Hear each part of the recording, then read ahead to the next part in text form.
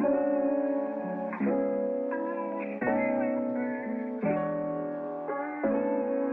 guys, so today we're going to be looking at Archicad 26 and the latest features that are out for 2022, but we won't be able to touch all the features that are released for 2022, but we'll be able to look at some of those highlights, some of the little changes that can help in producing better 3D models for export into 3ds Max or for you to use for V-Ray or Corona.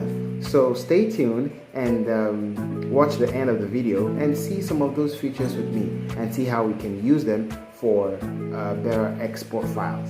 All right. Okay, first things first, we'll be looking at the kitchen cabinet in the toolbar. Go to the object tools and you find out that the kitchen cabinetry has changed. It has been revamped entirely, and you have basically new features that come with each and every type of cabinet that you choose. There's different alterations you can do to any of them. From all the way to countertops, backsplash, sink, taps, all those things that are necessary for us to, even at the point of adding connections. These are necessary things that will help us with our 3D modeling, make it a lot easier for us whenever we are rendering in 3ds Max. Imagine doing all of this work in Archicad. It will take a lot of time. In 3ds Max, it's going to take a whole lot of time and effort to get it done. And architects never have time on their side. All right, so let's dive into it real quick. Let's say, for instance, you want to do a kitchen cabinetry in an interior in a kitchen. Okay, this is just a studio space that I've created shortly for this exercise. Let's take a look at the inside. Look at the level of details that you can have without doing so much in 3ds Max. First of all, these cabinets are now, it's possible for you to have segments in the kitchen cabinet unlike before. I never used Archicad to model my kitchen cabinets because they never had the details that I wanted. But take a look at this level of detail right now. You can change any form of settings to help with to give you the exact kitchen cabinetry that you want, from the handles, the type of handles, the sink, the countertop, the backsplash. It goes on and on. The segmented kitchen cabinetry. If you decide you don't want to have this anymore to be a single opening, you can change this by going straight to the model tool modifier, and you will see that on the segment and segment details, you can change the number. You can change the numbers. You can say 4, and it gives you 4 shelves. 1, it gives you 3, so it will give you 1, 2, 3 shelves. You can change it to 5 shelves. It will give you 5 shelves, and then give you the dimension that is possible amongst the height that you have chosen. Depending on the height that is functional for you, for your area, and for that kitchen, and for the specifications you want for the kitchen. If you want a higher cabinet or lower cabinet, all depends on the type of. All depends on what is workable for your location. But it gives you that. Flexibility. You can. When you say okay, you see this gives you that shelf line. This is amazing for speed. You don't necessarily need to start creating these shelves one after the other in 3ds Max. This will increase your speeds by 100%. Trust me. Okay, let's add a sink into this space. Okay, we can choose this segment and say that this whole segment or this segment is where we can have the sink.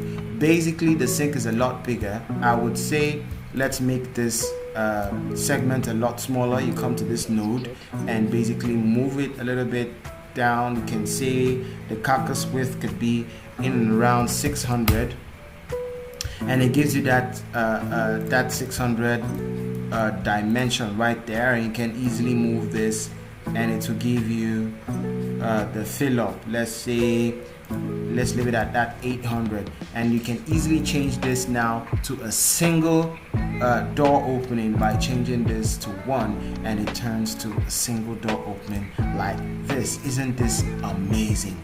And we can now add our sink we come to this segment, go to the modifier and head straight over to sync. I mean, you can turn on the sync toggle and you can choose whatever kind of sync that would double sinks, single sync with the other smaller sink for washing dishes. I mean, the specification goes on and on. So for this case, let's just do a two sink system, which is more or less what you can find in some of these kitchens. I mean, you can change the type of the sink. It could be the style of the sink could be a circle. You can have a square with the chamfered edges. I mean, it goes on and on. So let's go back to having this as a two sink method. You can add a tab. I mean, a tab to your sink. You can change the style. If it's a single sink, you can have a single tap. You can have double taps and change the style of the taps. The list goes on and on. Let's take this for this. Take this for this instance. We have a tap there. We can. Let's look at this. Let's see.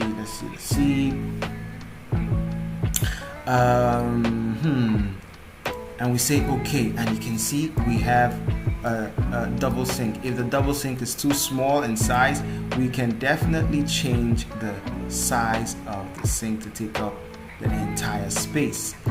I mean, this is so easy. This is so easy and straightforward. Okay, so we have a shot. You can even see it in the details. This is amazing. This is amazing. This is really, really amazing. And if we go back to settings, we can go to the front panel. You can go to the side panels. I mean, this is just you can have a double door to face. You can change the type of door from solid to a mosaic door. I mean, the list goes on and on. I mean, it's amazing, really. It is really, really amazing. This helps. This really helps to get your models. Let's go back to sync. Let's go back to sync and add a sink. Okay, let's leave it as a single sink. And I think the tab needs to be, let's add single tab. You know, I mean, it's amazing. It's really amazing. Right? It's really you can increase the size of the tab. I mean, it makes your workflow a lot easier, a lot simpler to work with. So it's a very flexible inclusion and update. You can easily pick up a segment and copy it and bring it to this part and continue the lineup. Okay, so let's try another feature now. We have the staircase being drawn here, and we can take the handrail and take the type of handrail by clicking the arrow that turns out at the end. And we have different, not so much of a type of staircase, handrail, but we have those ones that we typically use in our models. And of course, once again, taking this to 3ds Max will definitely take you time. So let's click on this type, and when you make sure that your connection with the staircase is in associative, so that it takes the slope of the staircase, the gradient of the staircase, without you doing that manually. So you say okay, you double click there, and you come here and you do that as well. And when you check it in 3D, you will see that it has taken the same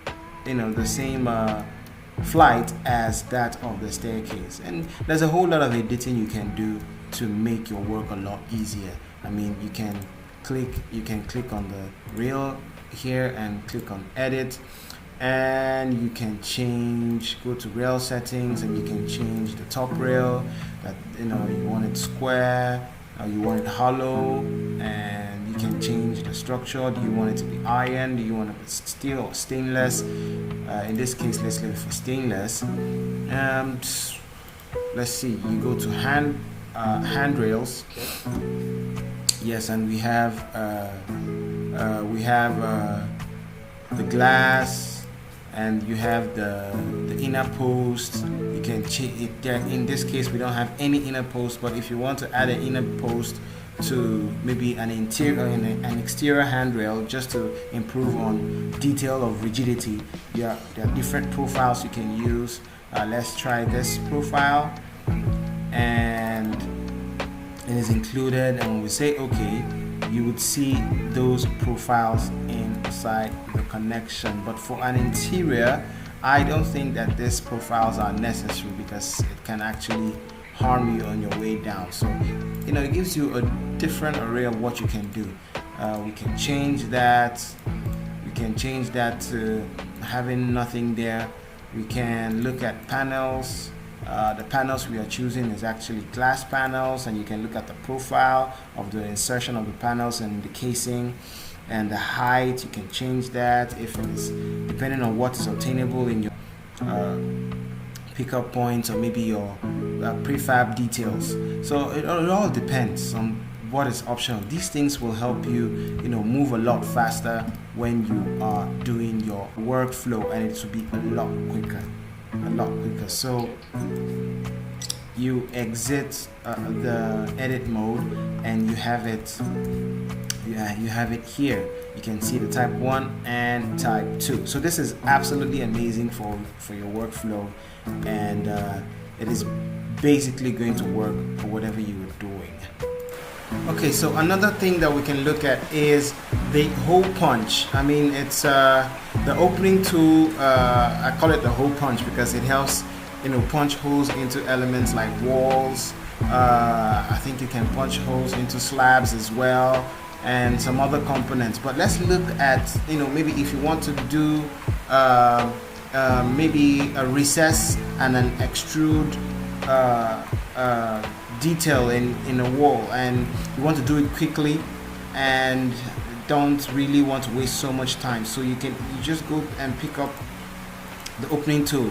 Now you have the different styles of openings. So you have a circle opening, you have a rectangular niche opening, you have a rectangular opening with this size. This one is a recess, this is central, this can recess and still have a space within a wall, recess as well. So but let me give you an example of what that means. I mean, you can easily do something like this, and you have a hole.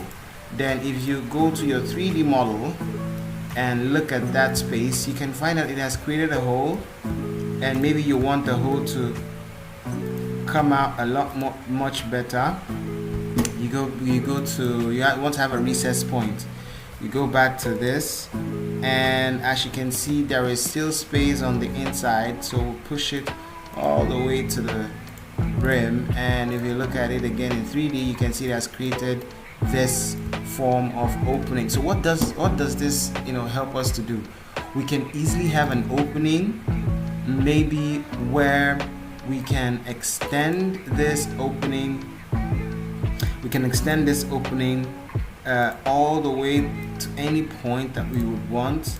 And if you look at it, it gives you this recess and an extrude point.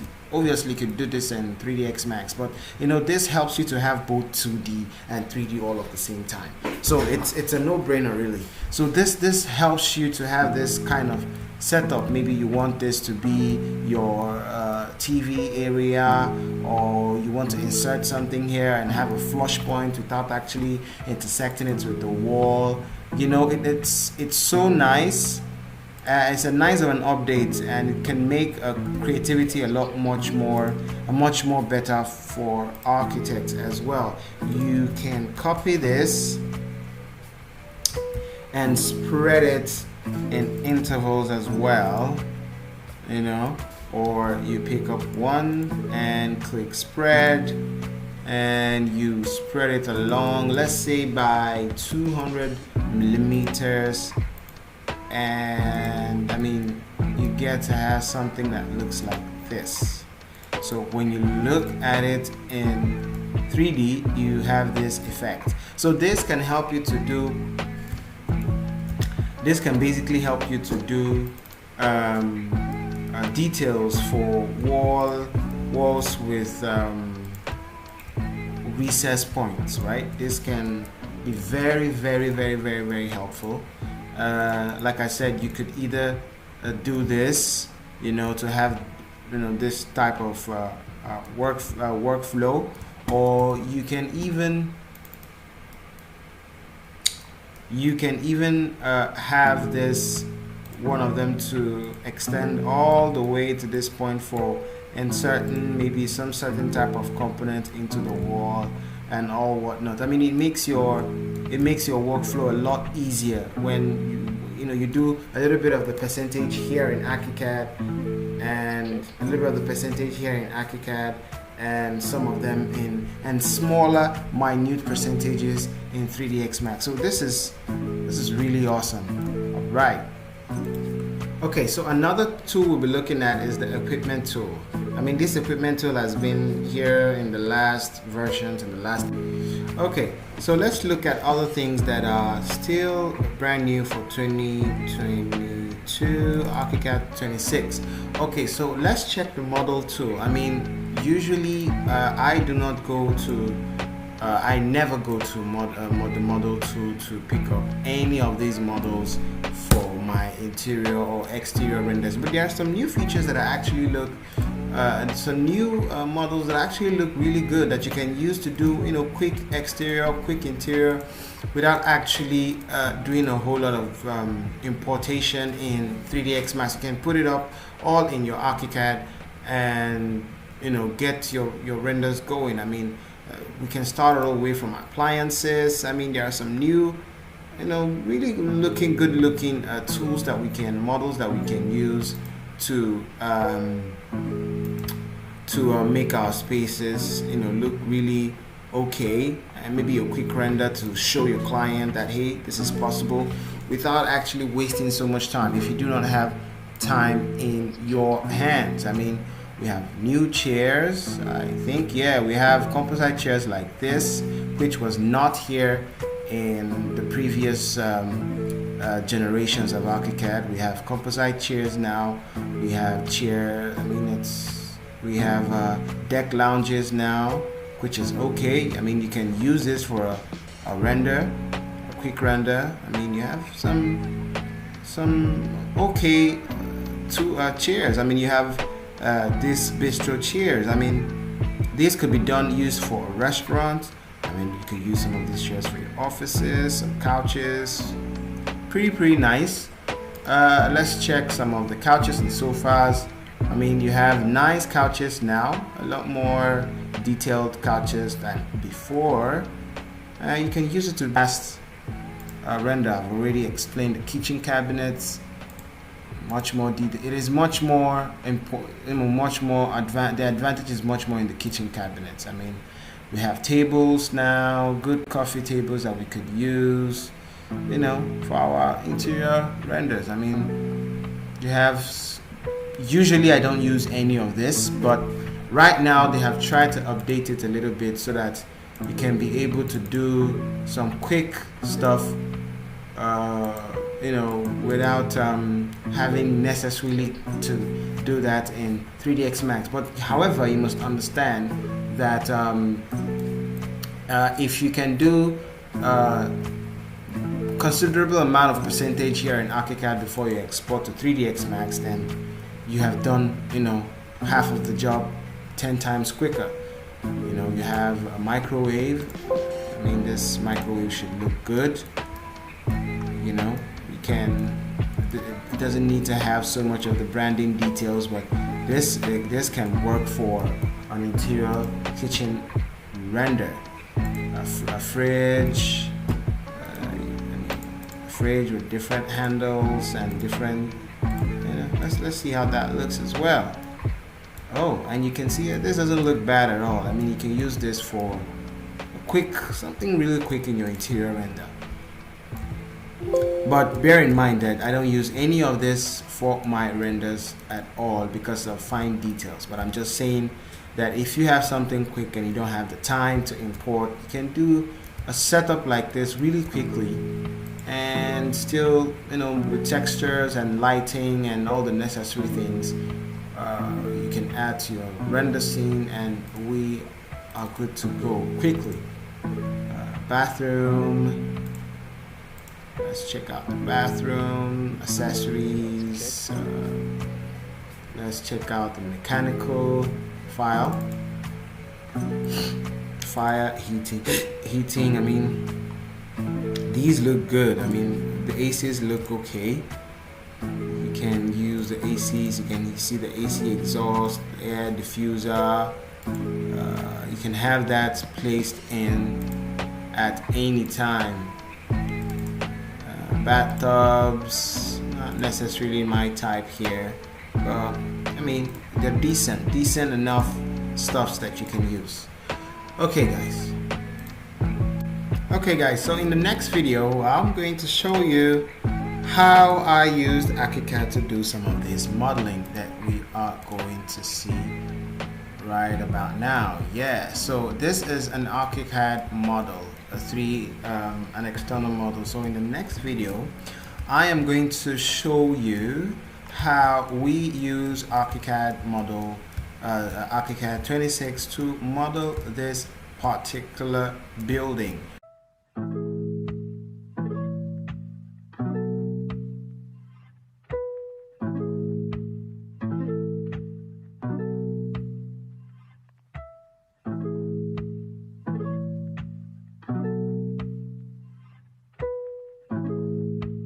Alright, I hope this review helps you to look at some of the new app updates and see how you can apply it to your workflow, just for the sole aim of exporting good 3D models.